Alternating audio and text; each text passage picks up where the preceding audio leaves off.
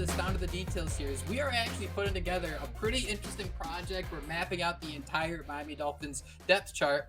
Today, it's all about the tight ends. And during these shows, we are here to answer four specific questions. Where do things stand with the position group? What makes them good? What needs to happen this offseason? And what does success look like on the field? And Barrick, you're a pretty unique person to talk about this. You have a relationship with one of the better tight ends in the league, and it just so happens to be a tight end that we love to talk about. I mean, Elijah Higgins, the Miami Dolphins 6th-round pick, was asked, I think it was during the rookie mini camps last weekend, who are you trying to learn from? What type of tight end are you trying to be? And instantly everyone goes George Kittle. It seems like this fan base, it seems like everyone around any, I don't know, Kyle Shanahan disciple seems to feel like you need a George Kittle to make an offense really hum the way it should. Yeah, George Kittle's a friend of mine. He went to the University of Iowa, and one of his college teammates, I'll give him a shout out here. His name was Steve Manders. He was the fullback on that Iowa Hawkeye football team. He actually came to my wrestling school, Steve did, and learned how to be a professional wrestler from myself and my business partner, Okay, Seth cool. Rollins. So, George, being a huge wrestling fan as he is, decided to come visit Steve one day when he was at our gym and asked if he could get in the ring. So I met him that day. This was right before he got drafted into the NFL. So he got in the ring. I showed him how to do a couple moves in the ring for the first time. He was like, man, like a kid in a candy shop. He was just living his best life that day. And we became good friends with him, and he's good friends with Seth as well. So we've hung out together in New Orleans for WrestleMania and out at a couple different spots for WrestleMania. Always seems to be wrestling involved, and we'll text back and forth occasionally about wrestling, and I'll try and get some football knowledge out of him, but he's a little tight-lipped when it comes to stuff like that.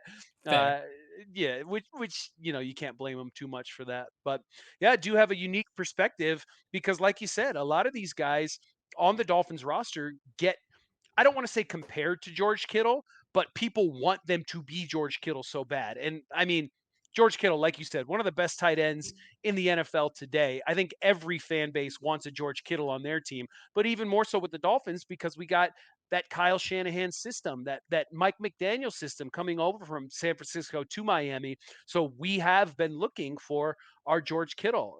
Last year Mike Gesicki was studying George Kittle tape, and we saw how that turned out. Not so well for Mike Gesicki, but he's off in Patriot land now, so we won't worry about him too much. But if Elijah Higgins can study his George Kittle tape and then replicate it a little bit, then we may be in business. But that's a pretty tall task. There's only one George Kittle. If we can get someone who's close to him, I think we'll be in business there. Yeah, and I do wonder if our viewer or optics on focused on the tight end room is a little warped just for the sake of that. I mean, if Mike Gesicki was like a paid like Durham Smythe, I think he just signed a new contract, but before that it was like 2 years, $12 million ish. If Mike Gesicki was on a deal like that, not making that 12 million in 1 year, I think we'd have a different tone about that season. I think we'd see the 350 yards and 5 touchdowns he had as like pocket change you found in the couch. Things like, all right, this is like pretty cool. This is good to have. It's a fun player. We get to see him gritty, but just the idea of the franchise tag, the idea of his inability to block has always chased him around, really just set up a disadvantage of our expectations and what we really wanted at that tight end room. Before we get into the Dolphins, what the Dolphins have, Merrick, I just want to share this Scott Barrett tweet. Tight end seasons by yards per reception, yards per route run since 2009. Gronk is first at 3.2 yards per route run. George Kittle has three of the next four marks all time. That is Sounds how about much of a right. maniac this man is. He is the definition of playing with their hair on fire. If you look it up in the dictionary, it's just a picture of him. The Dolphins don't need that. We'd love it. It'd be fantastic. But I don't think that's what this offense needs to reach its peak, strictly because, man, Gronk, George Kittle, Mark Andrews, and then two more George Kittles. You're not going, it's not easy to find these type of players. So I just kind of like to kind of switch the perspective a little bit because I don't think we need him to do what George Kittle is doing in San Fran. I think he has 2 or 3 seasons where they'd be the best seasons all time for the entire Miami Dolphins tight end room, all the guys put together. So I think the expectations are so high. I don't want to go as far as to say it's like, is Ryan Tannehill going to be the next Dan Marino? Is Charles Harris going to be the next Jason Taylor? But I kind of get that vibe of maybe the expectations are a little too high for what we need and what we want at the position. Yeah, I completely agree with you. I mean, the names you listed off there, Rob Gronkowski, Mark Andrews, George Kittle, those offenses run through those players. You know, there's good players, other good players offensively on all of those teams, but those tight ends make those offenses hum, outside of the quarterback position. That's not what's going to happen in Miami. Miami has Tyreek Hill, Miami has Jalen Waddle. The offense, as long as those two guys are suiting up in the aqua and orange, the offense is going to run through Tyreek Hill and Jalen Waddle. You need your tight end to be a complementary piece. And honestly, you need your tight end to be a good blocker. Mike Gesicki was not that he was not a good blocker. That was not him. That's not his identity. He's more of a big bodied wide receiver, and he's going to get to do that in New England. But in Miami, they want tight ends who can block and can also catch passes when needed, but that's not their main focal point. So now you got Durham Smythe, who's going to get more playing time. They signed Eric Saubert, who can do a little bit of both. They signed Tyler Kroft, who can do a little bit of both. And then they have some projects in Tanner Connor and Elijah Higgins. So I think they're pretty set in the tight end room right now. I don't think they'll be making any more additions, but what this room is going to look like is yet to be seen. We'll have to see it all play out on the field because there's a lot of new bodies with only the only real incumbent being Durham Smythe. I know Tanner Connor was here last year, but very, very Was limited he? playing time. Exactly. Very limited playing time and very little production when he was on the field. So there's a lot to be figured out in that tight end room, but I do feel like there have been upgrades in the additions that have been brought in, namely because of their blocking ability. And I'm sure we're about to get into that. Yeah, and the NFL kind of went through, I don't want to say an identity crisis, but kind of looked in the mirror a little bit. I mean, I don't think anybody expected Mike Gesicki's deal to be as cheap as it was. Dalton Schultz, the other contending tight end for that prize of free agency, he signed a 1 year deal with almost identical money with the Houston Texans. So that demand, that expectation we had wasn't there. And just to kind of go to your context of it's a Jalen Waddle and Tyreek Hill team, Mike Gesicki was targeted once in 5 different games last year, and not once did we gripe like he's not involved enough. He lined up in the slot 50% of the time. Again, we're not complaining that he's not blocking enough. So we do see that there is an opportunity here for a tight end to develop. Durham Smythe last year, Merrick, he played inline 74% of the time. That was the most since 90% of the time as a rookie. He targeted 11 times. He caught 8 of those passes. I don't think that's going to tell us much. The way a tight end gets catches in a Miami Dolphins Mike McDaniel scheme is just opportunities. You're not going to scheme it. You're not going to build the offense around him. It's just how you react to the defense. But something I do want to touch on when we talk about Durham Smythe, and I don't want to love having him on the team, but everyone was under the impression that if Mike Gesicki is your receiving tight end, Durham Smythe is your blocking tight end. Durham Smythe wasn't the greatest blocker last year. He led the team in sacks allowed with 3. I think he was tied with one other player on that. He had 9 pressures as a blocker. So this idea that we desperately need that blocking tight end, while it might be true, I don't think this offense is necessarily going to drown because we are still searching for that blocking tight end, despite Durham Smythe being that safe, sound Anthony Fasano, maybe not great at anything, but pretty solid at everything type guy. Yeah, and I think it's less of needing a blocking tight end and more so needing a tight end who can do a little bit of both, right? Where Exactly. you need somebody who when you put them on the field, you're not telegraphing what your offense is going to do. And with Mike Gesicki, everybody knew that when Mike Gesicki was on the field, they were going to throw the ball 90% of the time. So you were able to play the odds there and get matched up defensively the way you wanted to do it. If you put somebody on the field like an Eric Sauber or a Tyler Kroft who can block, but can also make the opportune catches, they're not, again, they're not Gronkowski, they're not Kittle, they're not Andrews, they're not going to put up these gaudy numbers, but they, when given the opportunity, can make a play, then you're guessing a little bit more. So everyone's looking at this Dolphins tight end room and saying that Durham Smythe is the de facto number one tight end. That might not be the case. Just because he got the extension doesn't mean that he's necessarily going to be the tight end one, at least through the duration of the season. Maybe to start out with while the other guys are learning the offense a little bit more. Although Tyler Kroft does come from a couple offenses very similar to what Mike McDaniel is going to run this year. But Durham Smythe might start the year out as tight end one, but I wouldn't be surprised if he gets surpassed by a Saubert or a Tyler Kroft as the year moves on. with New York, Tyler Kroft, he was with San Fran last year, but before that, he was with the Jets, and they even ran like if you kind of squint your eyes, it's along the same lines of the Mike Yeah, McDaniel offense. the It's from the same LaFleur tree. offense. Yeah. Exactly, exactly. And then in San Francisco last year is where I started to get a little interested in what Tyler Kroft brings to the table. He was lined up in line, aka with the offensive lineman, 77% of the time for 192 snaps. He didn't allow a sack. In more than 800 snaps over the past 4 years, where most of that time has been spent in this offense, he didn't allow a sack. So right there, you're like, all of a sudden, Tyler Kroft is a little interesting. He was targeted 6 times with 4 receptions. You're not going to peg him with the ball over and over, but you want someone who we're going to throw it to you. The idea is you're going to catch it. It's that simple. We're not going to throw it to you unless you're open and you have an opportunity to make a play. But Merrick, you mentioned him a little bit. Eric Saubert. This is my wild card. This is my player who I think could leapfrog that entire tight end room. 6'5", 253 pounds. He's hasn't had it easy dealing with different offenses. Atlanta, Chicago, Jacksonville before 2 years in Denver. He caught 15 of 23 targets last year, but flexibility. He was in the slot 40% of the time, in line 54% of the time. He didn't allow a sack in 192 blocking snaps. Now we can look at like, oh, you're signing this guy in the middle of free agency. He was with the Denver Broncos. That offense stunk. But when you look around the edges and specific traits or skills or even stats you're interested in, hearing that not only did he line up relatively close to 50-50, but not allowing a sack when he was supposed to be that inline guy, that's it, man. That's the opportunity. That's that confusion you give the defenses where he's lining up. You still can't have any indication of where that play might go. I think he might be that guy.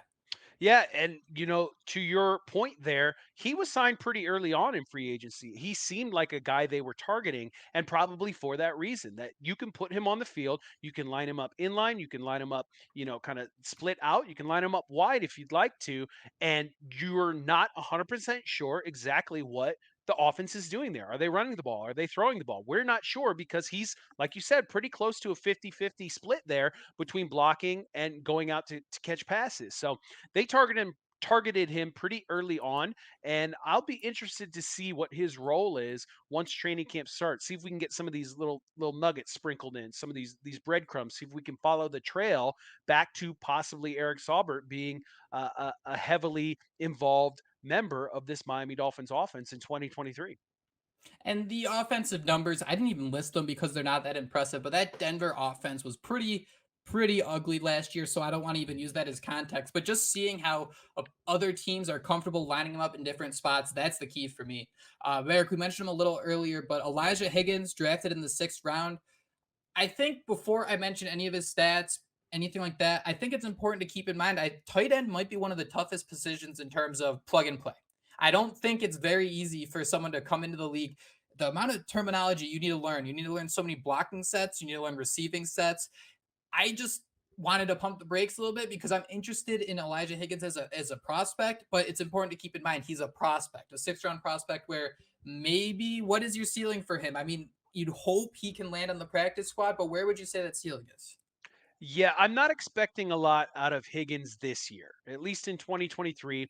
The last wide receiver to tight end convert was Tanner Connor last year, and like we already Yep. talked about, we didn't see a lot from him last year. He made the team, which was a surprise. He had a roster spot throughout the year, which was a surprise. Not even relegated to the practice squad, but when he was called into action, he had some hiccups. He wasn't really ready for NFL action. Now, Higgins does come from Stanford, which is a Division 1 school, so maybe he's a little bit more prepared than Connor was.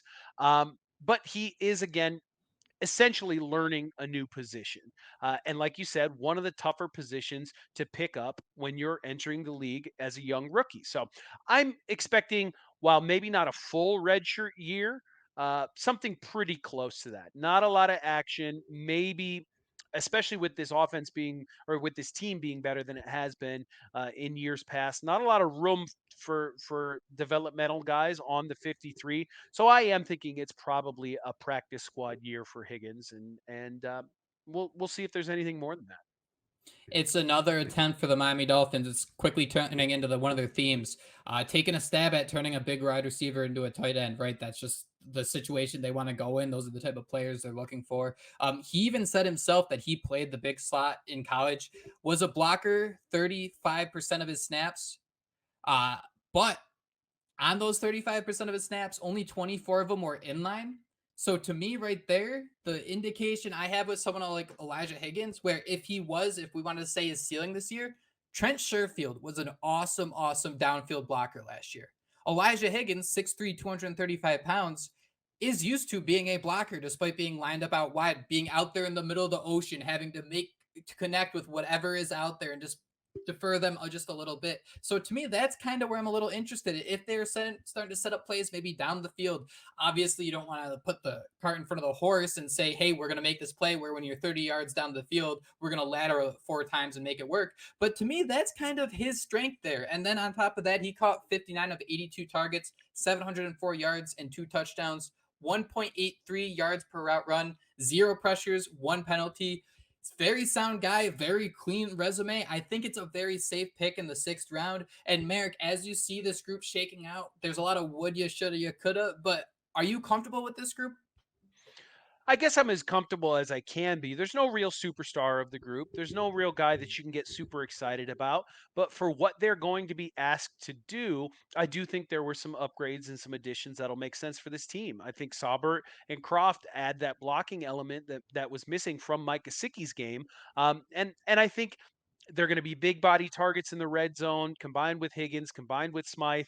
I think it's a solid group. It's not one of the strongest position groups on the team. Nobody's going to come out here and tell you that, but there's room for growth. There's room for improvement. And you got a bunch of guys, veteran guys too. Smythe's been in the league a long time. Saubert's been in the league 5 seasons. Kroft's been in the league 8 seasons. Like, there's guys who have played meaningful snaps in the NFL on this unit. They're not relying on a rookie to come out and like we've talked about a couple times now, that tight end position is difficult to learn when you first get into the NFL. So to put all your eggs in that rookie tight end basket, that could be a recipe for disaster. And the Dolphins avoided that this year by taking their project wide receiver to tight end convert in Higgins. So you're not really expecting a ton from him. But the other 3 guys in Smythe, Saubert, and Kroft, those guys add a veteran presence to the room, and they're just going to be lunch pail dudes. They're going to go out there, they're going to get their job Trustworthy. done.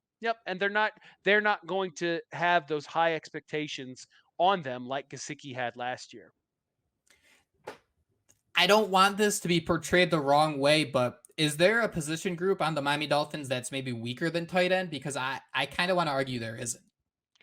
Maybe not position group. I think the offensive line is the other part of this team that people get a little nervous, a little bit worried about. But you do have some stalwarts on that line in Teron Armstead at left tackle, Connor Williams at center, and even Robert Hunt at right guard. Mhm. The left guard and the right tackle positions have people feeling Joe Philbin queasy. So whereas there 3 of 5 spots are solidified on that offensive line, I don't know if any spots are solidified in this tight end room, even with Durham Smythe getting that extension. I think we as fans maybe have to come to terms with the fact that Mike McDaniel and the rest of the Miami Dolphins front office likes Durham Smythe more than we do. You know what I Mhm. mean? Like, we see Right. Durham Smythe and we go, "Oh, that's not a George Kittle. That's not a Travis Kelsey. That's not a Mark Andrews. We need to upgrade that position." Well, most teams don't have those players. In fact, only 3 Exactly. teams do. So if Mike McDaniel, who is a genius, at offensive football, like we've kind of all agreed upon at this point, if Mike McDaniel likes Durham Smythe, then he's good enough for me. You know? And to like think about it this way. Let's say that each position group is a character from Charlie Brown and they're going out on Halloween trying to get some candy. Even on the offensive line, you open up that bag, you got a Tron Armstead Snickers bar, you got a Robert Hunt M&Ms. When you open the bag of that tight end group, I got a rock. This is just a flat out rock, and you kind of got to be okay with that rock in this scenario. And I think I, the offense can make a rock work. I think that's too one of the reasons you pay someone like Mike McDaniel to come in, because you can't pay every receiver, you can't pay every offensive line and every quarterback. You got to make some rocks work, and I think McDaniel can do that here. What type of candy is Austin Jackson? That's what I want to know. What's your what's a candy you just you don't maybe you used to like it, but you don't like it, or you gave it a shot, you tried to like it, but now you're just over it. I don't want this candy ever again, or just a candy that you flat out hate. Like most Dolphins fans hate Austin Jackson. I kind of wanted to go with like a Milky Way because you read the text on the wrapper, you're like, oh, caramel, chocolate. This sounds really good, and it's appealing every time you look at it. But then you take a bite in, and you're like, I should just went like a Snickers, a Take Five or something because the advertising is not. This is not what I bought. This tastes like a knockoff version. That was Yeah, just. not a big fan of Milky Ways. What about Tootsie Rolls? I hate Tootsie Rolls. It just gets stuck in your teeth. I've always hated Tootsie Rolls. Even as a little kid, all the other little kids are going crazy for the Tootsie Rolls. I'm like, these suck. Have you guys ever had a Butterfinger?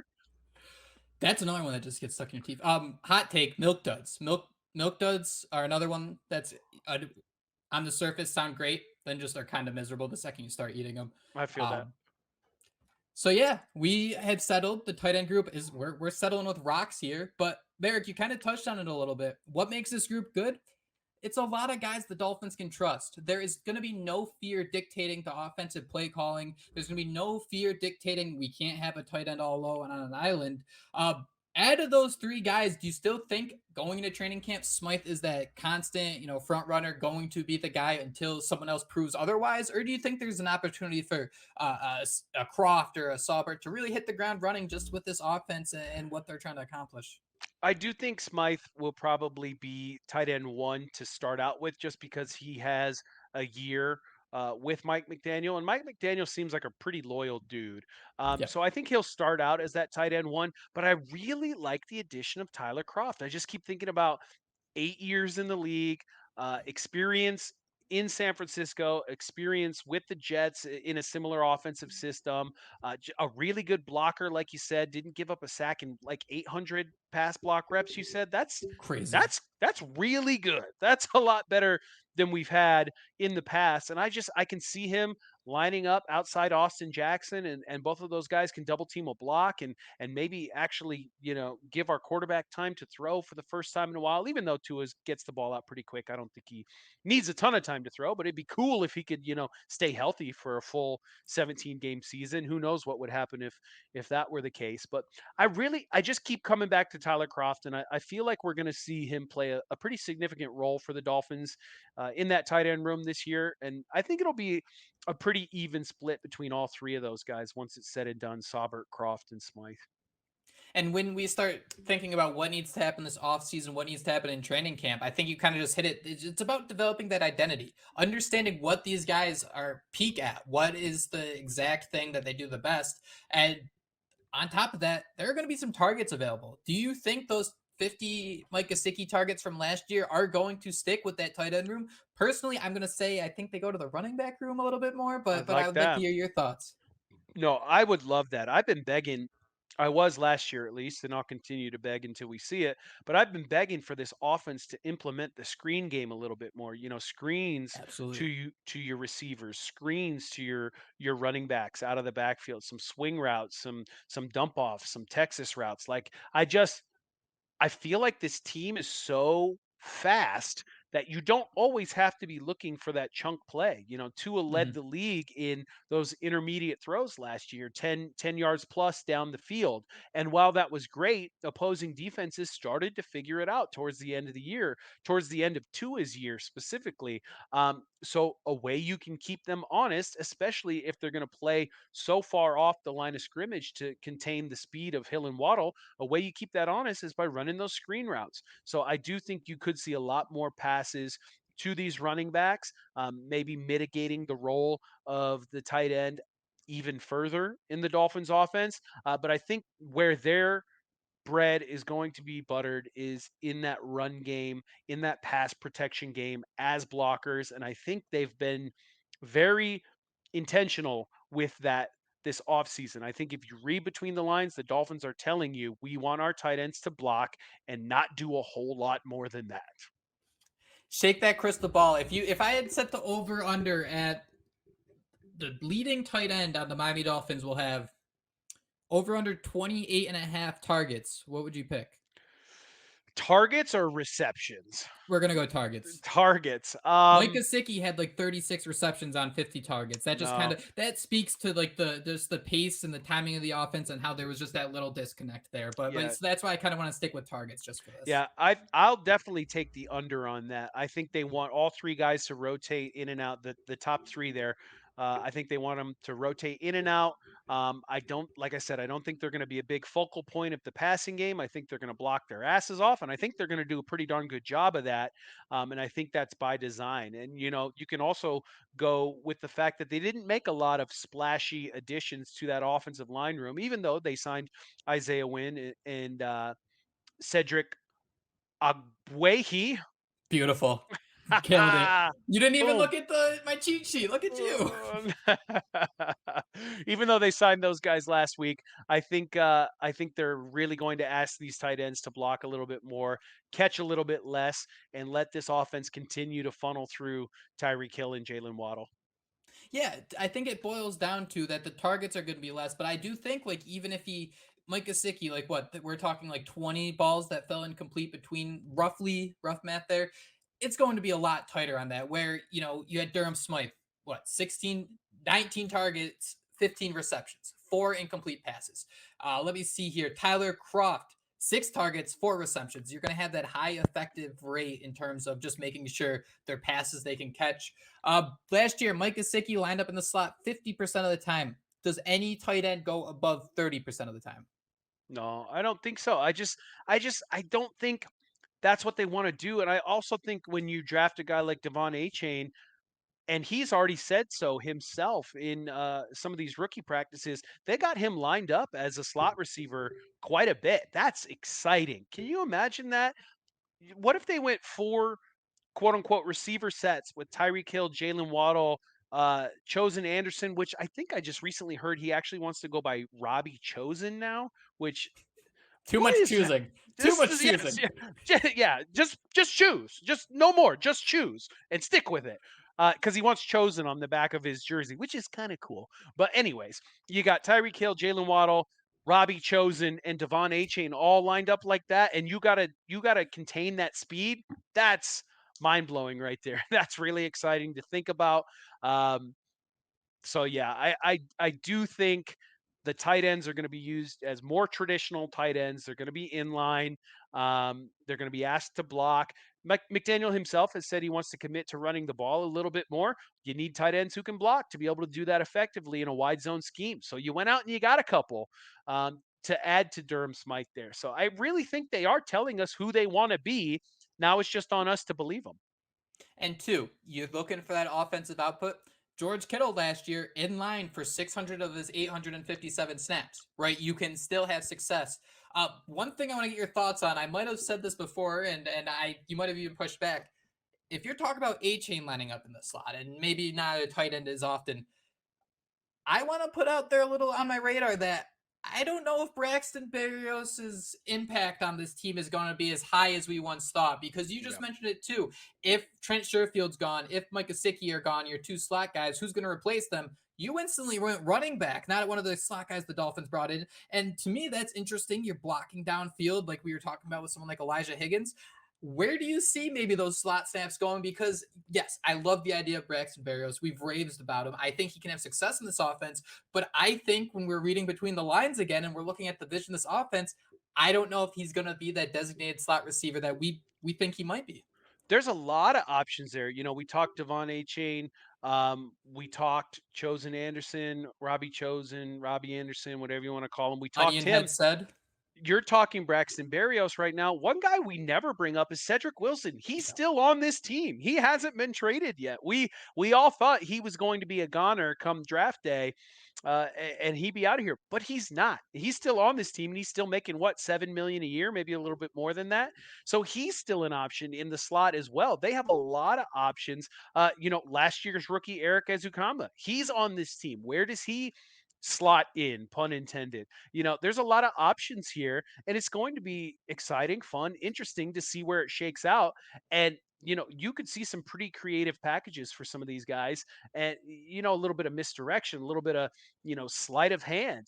Just when you think you got it figured out, in comes Braxton Berrios, and all of a sudden he's running Yeah. that drag route, catching it and turning it upfield for a solid gain. Like, that's fun. That's exciting. When you give someone like Mike McDaniel, an offensive genius, an offensive mastermind, you give him all these toys to play with, all these tools at his disposal, then he's able to build this, master machine on offense, like I think he's going to do with the Dolphins this year. A lot of it comes down to health. We say it every time. There's always that caveat. But if Tua stays healthy, this offense, which was a top 5 offense, top 6 offense when he was healthy last year, this could really be a top 2 or 3 offense in the NFL, combined with the additions on defense and Vic Fangio as defensive coordinator. This will be, again, health permitting, the best Miami Dolphins team of our lifetime, and it might not even be that close. Yeah, you just jinxed the living hell out of it. We are absolutely doomed. But one final note here before we wrap up. When we look back to last year, there are a lot of stats we can like grab out of the air, and we're pretty hyped about, right? Tua leading the league in yards per attempt, Jalen Waddle leading the league in yards per reception, Tyreek Hill being second in both receptions and yards as a receiver. Both Jeff Wilson and Raheem Mostert were top 15 in yards per carry. But the one that is the most unbelievable to me, with everything we know about this team, everything we know about Mike McDaniel, how much they struggled with yak. This team was one of the worst when it comes to yak. And to me, if you want to fix that weakness, if that's the one issue that you think could maybe move the Miami Dolphins forward in terms of the passing game, it's that. It's getting those tight ends out there down the field and making sure they're not floating there like buoys and everyone can just kind of swerve around them, making sure they can just make contact and being those guys to clear the way for Tyreek Hill, clear the way for Jalen Waddle. I go back to that Green Bay game, man. Part of what made that Jalen Waddle drag over the middle and then he cut up the sideline. I mean, Tyreek Hill was escorting him all the way down the field. I think he pushed someone out of the way. I'm not going to deny that Jalen Waddle probably could have gotten away from him, but the fact you have someone out there blocking, I think, is just so important. And the Dolphins lacked that a lot of the time. Yeah. Yeah, and there's just so many options, so many bodies on this offense, so many fast dudes, experienced dudes, and players want to come play in Miami. You saw Isaiah Wynn say that last week in his introductory presser. He said, Miami's building something special. Who wouldn't want to be a part of it? And that's the truth.